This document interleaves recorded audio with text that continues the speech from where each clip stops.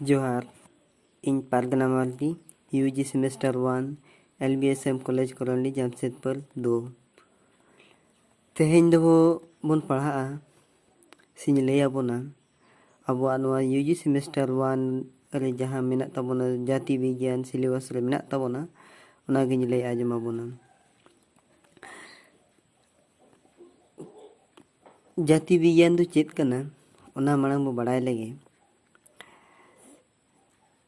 जाति विज्ञान जहाँ सानताड़ तेदो बो लैया जेत साणेस इंग्लिश तेखान एथनोलॉजी।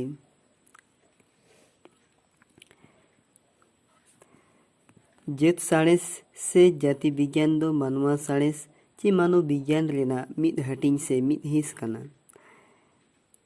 जाति विज्ञान रे दो मानवा जेत कुआ कथा बड़ाय चे अध्ययन गे जेत साणेस को मेता।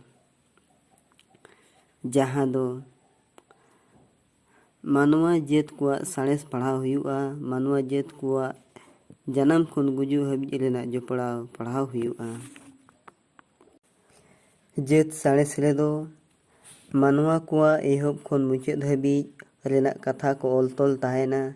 मानवा कुआ उनुरुम चे उपुरुम दो जाति सावता तालाते घारंज सगई तालाते धर्म करम व्यवहार ते लेग आरी चलिते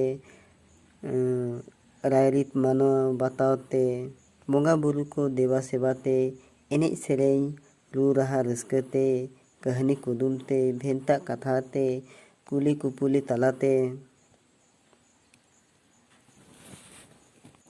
आर परसी साहेब तालाते बड़ाई गे मानवा को उपरुम एम बुझाव ᱧᱟᱢᱟ उनकुआ नोआ कथा को बड़ाई ᱧᱟᱢ पे खान उनकुआ उपरुम एम बुझाव ᱧᱟᱢᱟ। नॉय जे जहाँ जाति विज्ञान चे जेत साणेस मिद टॉपिक्स कना नोआ दो सानताड़ी पारसी ते जाति विज्ञान जहाँ पुथी मेना नोआ गे एतोहब पुथी कना सानताड़ी पारसी रे दो मैं इनकन सनम को जोहार